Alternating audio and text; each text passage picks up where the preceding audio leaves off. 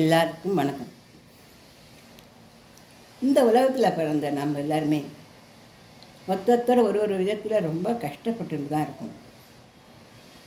இந்த கஷ்டங்கள்லாம் ஏன் ஏற்படுறது, இதை எப்படி நம்ம நிவர்த்தி பண்ணிக்கலாம் அப்படின்னு நம்ம ஆராய்ப்பு வச்சு என்ன தெரிஞ்சுது அப்படின்னா, நான் ஜாதகங்கள்லாம் நிறைய பேருக்கு பார்க்கறதுனாலையும் தத்துவ ஆராய்ச்சி அதையெல்லாம் பண்ணதுனாலையும் இதுலேருந்து நான் தெரிஞ்சின விஷயம் என்னங்கிறது உங்களுக்கெல்லாம் பகிர போகிறேன். இது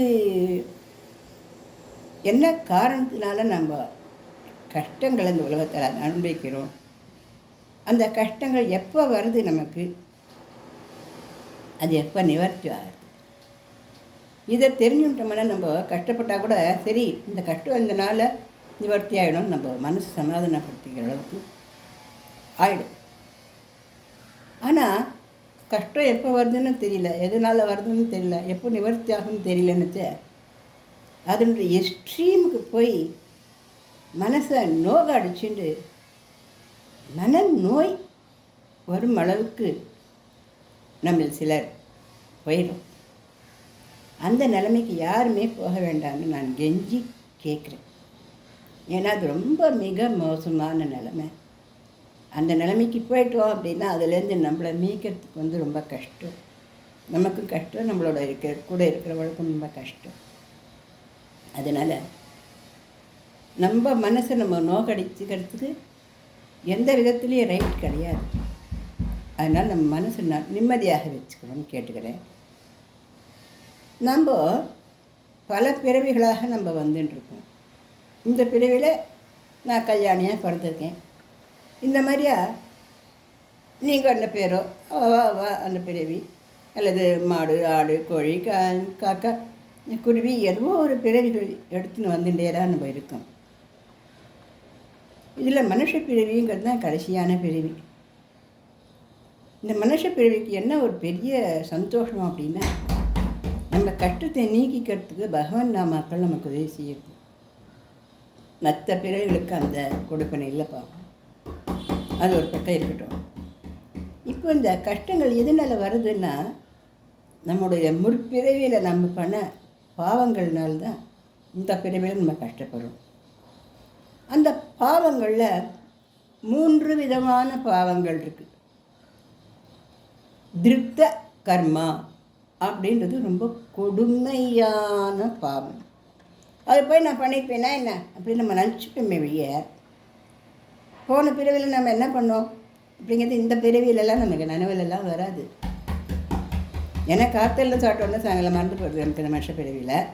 அப்போ போன ஜென்மத்தில் என்ன பண்ணியிருக்கோம் நமக்கு என்ன தெரியும் இல்லையா?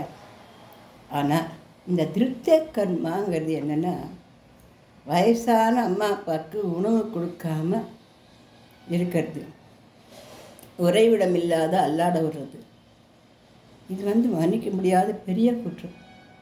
நான் பண்ணேனா அப்படின்னு கேட்டால் நமக்கு தெரியாது, நம்ம பண்ணமா பண்ணலையா நமக்கு தெரியாது. பாக பிரிவினையின் போது சகோதர சகோதரிகளை ஏமாத்திடுறது. 3வது என்ன பாவம்னா, ஏழை வேலையாட்களை நல்லா வேலை வாங்கிட்டு சக்கப்பழக கூலியை குறைச்சி கொடுக்குறது.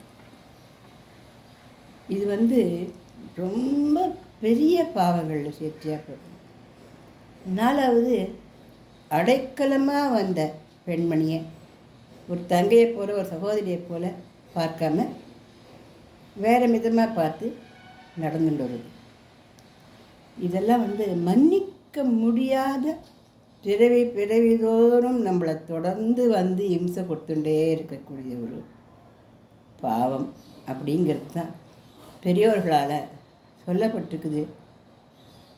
இந்த பாவங்களை பண்ணிவிட்டு நம்ம எத்தனை பெரிய புண்ணியங்களை பண்ணிட்டு இருந்தாலும் இந்த ஜென்மத்தில் நம்ம கஷ்டப்பட்டு தான் அதை அனுபவிச்சு தான் நம்ம தீரணுங்கிறது தான் தலை விதியாக ஆயிடுது. ஆனால் அந்த தலை விதியை மாற்றக்கூடிய லலிதா அம்பிகையின் ஸ்லோகத்தை நான் அந்த பதிவில் கொடுக்குறேன். அதை நம்ம சொல்லிட்டு வந்தோம்னா அந்த மன்னிக்க முடியாத குற்றங்களும் மன்னிக்கப்பட்டு நம்மளோட வாழ்க்கையில் நிம்மதியாக இருக்க முடியும். 2வது என்னது அப்படின்னாக்க, திருத்த ஆதித்த கர்மா. அது என்னென்னா அப்பாவித்தனமாக நடந்ததுனால வரக்கூடிய பாவம்.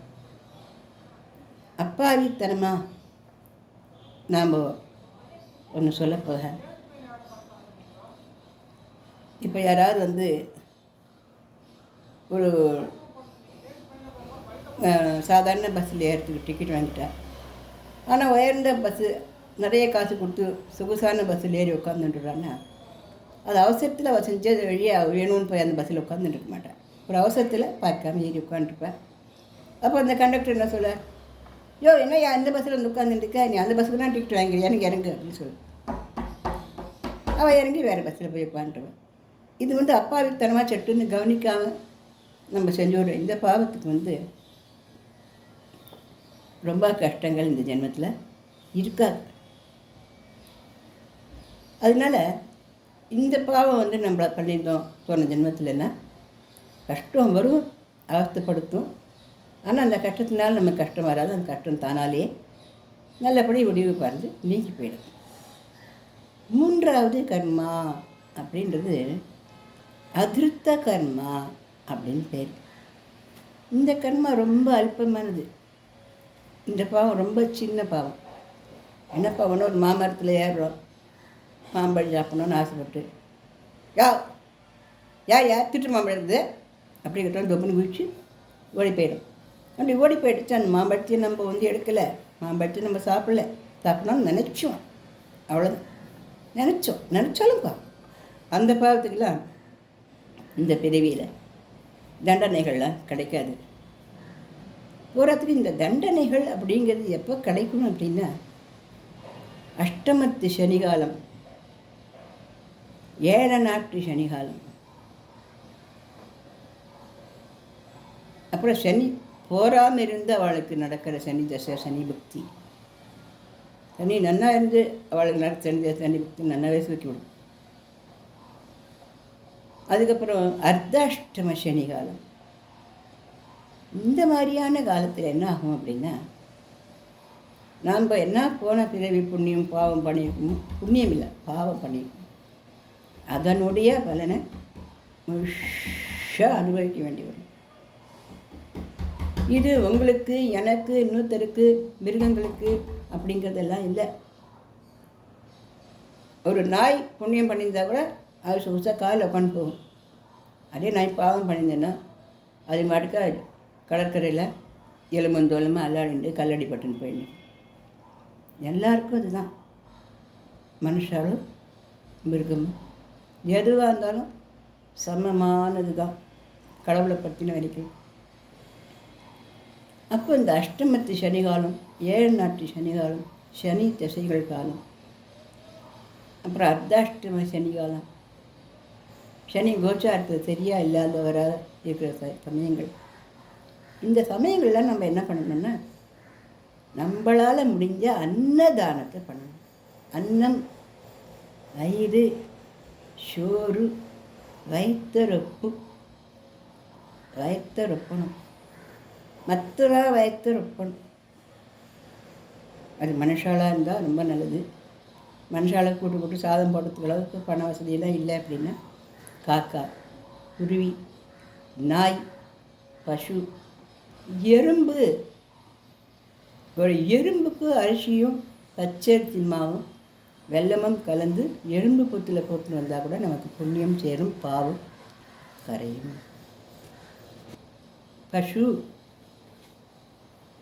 பசுவுக்கு நம்ம எவ்வளோ தரமோ அவ்வளோ புண்ணியம் செய்யணும். கோஷ் வலைகளுக்கெல்லாம் நிறைய செய்யணும், பசுக்களுக்கெல்லாம் நிறைய கொடுக்கணும். அப்படி நிறைய நம்மளால் கொடுக்க முடியாத அளவு நம்ம பணம் காசு இல்லை அப்படின்னா கூட, நாம் சாலைகளில் போகும்போது பசுவை பார்த்தா கூட அதுக்கு வாழைப்பழங்களை வாங்கி கொடுக்கணும், அகத்திக்கீரை வாங்கி கொடுக்கணும், அதோட முதுகு பழத்தில் தொடவி கல்லை ஒத்திண்டு வரணும். இந்த மாதிரிலாம் பண்ணணும். காரணம் அந்த பாவங்களெல்லாம் நீங்கும். இப்படிலாம் பாவங்கள் இருக்குது, இப்படிலாம் பாவத்தினுடைய உச்சியில் இருக்குது, இப்படிலாம் நம்ம கஷ்டப்படுறோம் அப்படின்னு தெரியும் பொழுது நம்ம வேதனைப்பட்டதுனால ஒன்றும் ஆக போகிறதில்லை. இந்த வேதனைகள் நீங்கணும். வேதனையோட உச்சி தான் மனநோய். இந்த வேதனையோட உச்சிக்கு யாரும் போயிடக்கூடாது. அந்த மனசை நிதானத்துக்கு நம்ம கொண்டு வரணும். கொண்டு வந்து பாவம் பண்ணாதவா யாருமே இல்லை. நம்ம என்ன பாவம் படைப்போம் நமக்கு தெரிய போதும் இல்லை. ஆனால் நம்ம கஷ்டப்படுறோம்னா நிச்சயமாக பாவம் தான் பண்ணியிருக்கோம் இல்லையா? அப்படி இருக்கும்பொழுது அந்த பாவத்தை நினச்சி வேதனைப்பட்டு வேதனையோட உச்சிக்கு போய் நம்ம மனசை நோக்கடிச்சுட்டு உட்காரத்தெலாம் விட்டுணும். நம்ம கொடுத்துருக்குற மிக பெரிய சான்ஸ் என்ன? அம்பாளை பிரார்த்திக்கிறது, பகவானை பிரார்த்திக்கிறது, முருகப்பெருமானை பிரார்த்திக்கிறது, அவாவா குலத்துக்கு அவாவாளுடைய சமயத்துக்கு ஏற்ற அவாவா கடவுள்களை வணங்குறது. இது என்ன பண்ணும் அப்படின்னா நம்ம பாவங்களை ரப்பர் போட்டு அழிச்சிடும். சரி, பாவம் பண்ணிட்டான், என்ன பண்ணணும்? இதோ என்னோட பக்தன் ஆகிட்டான், இதோ என்னோட பக்தி ஆகிட்டான், இனி அவளுக்கு அந்த துன்பம் இருக்கக்கூடாது அப்படின்னு சொல்லி நம்மளை காப்பாற்றும். கண்டிப்பாக அந்த சக்தி நம்மளை விட நிச்சயமான உயர்ந்த ஒரு சக்தி தான். அந்த சக்தி நம்மளை எப்போதும் காப்பாற்றிட்டு இருக்கு. நம்ம வேணும்னாலும் காப்பாற்றுறது, வேண்டாம்னாலும் காப்பாற்றுறது, பூஜை பண்ணுறவளாக இருந்தாலும் காப்பாற்றுறது, பூஜையே பண்ணாதவளாலும் காப்பாற்றுறது, பகவான் மந்திரங்களை சொன்னாலும் காப்பாற்றுறது, பகவான் மந்திரங்களை சொல்லாட்டாலும் காப்பாற்றுறது, கோவிலுக்கு போனாலும் காப்பாற்றுறது, கோவிலுக்கு போகாட்டாலும் காப்பாற்றுறது. அப்புறம் இதெல்லாம் எதுக்கு பண்ணணும்? அது மட்டும் காப்பாற்ற வேண்டியதானே அப்படின்னு கேட்டால் மூஞ்சி எப்படி மறைச்சுட்டா அம்மாவை குழந்தைக்கு தெரியாது, அம்மா எங்கேயோ போயிட்டான்னு இந்த பாப்பா அழுதுண்டுப்பா. மூஞ்சி அப்படி திறந்தா இதோ அம்மா இருக்காளே அப்படியே அது குழந்தைக்கு தெரிஞ்சு மனசு நிம்மதியோடு இருப்பா அந்த பாப்பா இல்லையா? அந்த மாதிரி தான் நம்ம ஸ்லோகங்கள் சொல்கிறது, பாட்டுகள் பாடுறது, பகவானை வேண்டிக்கிறது, கோவில்களுக்கு போகிறது, மந்திரங்கள் ஜபிக்கிறது, தான தர்மங்கள் செய்யறது, எல்லாருக்கும் நல்லது நினைக்கிறது. இதெல்லாம் என்ன அப்படின்னா பகவானுக்கும் நமக்கும் உள்ள திரையை நகர்த்தி விட்டு இதோ இருக்கிறேன் நானே, அவன் காலில் பட்டுன்னு கிடக்கிறேன், எல்லாம் சரியாக போயிடும் அப்படின்னு பகவான் சொல்கிறது நம்மளால் உணர முடியும். இப்போ எல்கேஜி பாப்பாவே இருக்கா, ஸ்கூல் போகிறா, அழுதுன்னு போகிறா, அம்மா 11 மணிக்கு வந்து அழைச்சின்னு போயிடுவேன்னா 11 o'clock அம்மா வந்துடுவேன் அப்படின்னு சொன்னால் அந்த குழந்தைக்கு 11 o'clockன்னு எப்போன்னு கூட தெரியாது. ஆனால் அம்மா வந்துடுவா அப்படின்னு நம்பிக்கையில் ஒரு நாள் 2 நாள் போக 3 நாள்லேருந்து ஏபிசிடின்னு ஏதோ விளையாட்டில் போயிட்டு இருக்கோம், எழுதிட்டு இருக்கோம். ஆனால் அம்மா வரலாம் பார்த்துட்டு இருக்கோம். 11 மணிக்கு அம்மா வந்த உடனே அதுக்கு ஒரு நம்பிக்கை வந்துடும், ஓ அம்மா வந்துடுவா, நம்ம இங்கேயே நிறைய ஃப்ரெண்ட்ஸுகளோட விளையாடலாம், இங்கேயே டீச்சர்ஸ்லாம் நம்மளை நிறைய சொல்லிக் கொடுப்பா. இது எல்லாம் உணர்ந்துட்டு இருக்கணும். அந்த குழந்தை அழாது. அப்போ நாம்ளும் என்ன பண்ண மாட்டோம், நம்ம கஷ்டம் வெளியே போகிறது, நம்மளுக்கு பகவான் இருக்கே அப்படிங்கிற அந்த ஒளியை ஏற்றுக்கொள்ளும் பொழுது நம்மளோட இருட்டான அந்த மனசுமை அழிஞ்சு போகும்.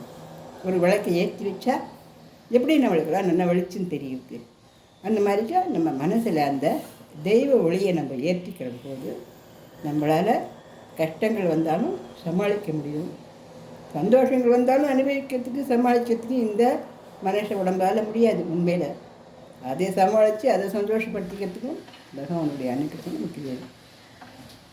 அதனால் நம்ம மனசை சந்தோஷமாக தான் வச்சுக்கணும். அப்படி சந்தோஷமாக வச்சுட்டு பகவானை நம்ம பிரார்த்தனை பண்ணிட்டு இருக்க சமயத்தில் நம்மளுடைய கஷ்டங்கள்லாம் கண்டிப்பாக தீர்ந்து ஓடியே போயிடும். அப்பாவி ஜனங்களெல்லாம் ஒன்றும் தெரியாதவள்லாம் ரொம்ப நல்லவாள்லாம் ஏன் கஷ்டப்படுறா தெரியுமா? அவளாம் நல்லவாளாக தான் இருக்கா, இல்லைன்னு சொல்லலை. ஆனால் அவளும் பாவம் பண்ணியிருப்பாள், இந்த ஜென்மத்தில் ரொம்ப நல்லவாளாக இருப்பாள். ஆனாலும் பிறவிகளே ஏதான பாவங்கள் தெரிஞ்சோ தெரியாமல் புரிஞ்சும் புரியாமலும் பண்ணியிருப்பாள். ஆனால் எல்லோரும் ஒரே கொடுமையான பாவம் தான் பண்ணியிருப்பா அப்படின்லாம் சொல்கிறதுக்கு இல்லை. இந்த கொடுமையான பாவம் பண்ணுறவாள்லாம் 1000 பேரில் ஒருத்தராக தான் இருப்பாள். 1000 பேரில் ஒருத்தர் இந்த கொடுமையான பாவங்கள் போன ஜென்மத்தில் பண்ணியிருப்பாள். அவளுக்கும் அந்த கஷ்டத்திலேருந்து நிவர்த்தி ஆகிறதுக்கு பகவானுடைய அம்பிகையினுடைய அனுகிரகம் உண்டு. அதனால் யாரும் மனசு கஷ்டப்பட்டுக்க வேண்டாம். எப்படிப்பட்ட மனசு வேதனையாக இருந்தாலும் எல்லாத்தையும் தூக்கி போட்டுடலாம். தூக்கி போட்டு இப்போ இந்த பாட்டு இதில் நான் சொல்ல போகிறேன். இந்த பாட்டை தினமும் மனமுருகி 11 முறை உங்கள் வீட்டு பூஜை அறையிலையோ அல்லது அமைதியான ஒரு இடத்துலையோ அல்லது கோவில்களுக்கு போகும்போது கோவில்கள்லையோ அமைதியாக உட்காந்துட்டு 11 முறை இந்த பாட்டை பாடின்னு வந்தால் எப்பேற்பட்ட துன்பங்களும் நல்லா அகன்றுடும். நான் சம்ஸ்கிருதத்தில் ஒரு ஸ்லோகம் இதுக்கு முன்னாடி பதிவில் கொடுத்துருக்கேன். ஆனால் தமிழில் இருந்தால் இன்னும் ஈஸியாக இருக்கும் அப்படிங்கிறதுனால தமிழ்லையும் இந்த பாட்டை உங்களுக்கு கொடுக்குறேன். எப்பேற்பட்டவாலும் எப்பேற்பட்ட கஷ்டத்தில் இருந்தாலும் அப்படியே மனசை வலிச்சுன்னு உட்காந்துருக்க வேண்டாம். தயவு செஞ்சு எல்லா கவலையும் நீக்கிப்போம், சந்தோஷமாக இருப்போம். சந்தோஷமாக இருக்கிறதுக்கு தானே இந்த உலகத்தில் வந்து பறந்துருப்போம். ஆனால் சந்தோஷமாக இருப்போம். எப்பேற்பட்ட பாவத்தையும் உடச்சி எரியக்கூடிய மகா மந்திரமான ஒரு பாட்டு இதில் நான் தரப்போகிறேன். உடைத்தனை வஞ்ச பிறவியை உள்ளம் உருகும் அன்பு படைத்தனை பத்ம பத யுகம் சூடும் பணி எனக்கே அடைத்தனை நெஞ்சத்து அழுக்கையெல்லாம் நின் அருட்புனலால் துடைத்தனை. சுந்தரி நின் அருள் ஏதென்று சொல்லுவதே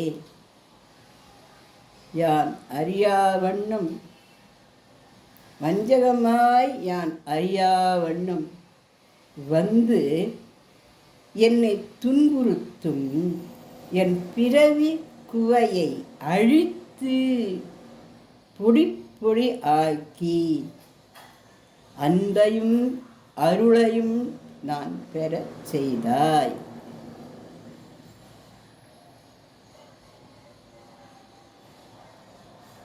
நூறடி பாடவ.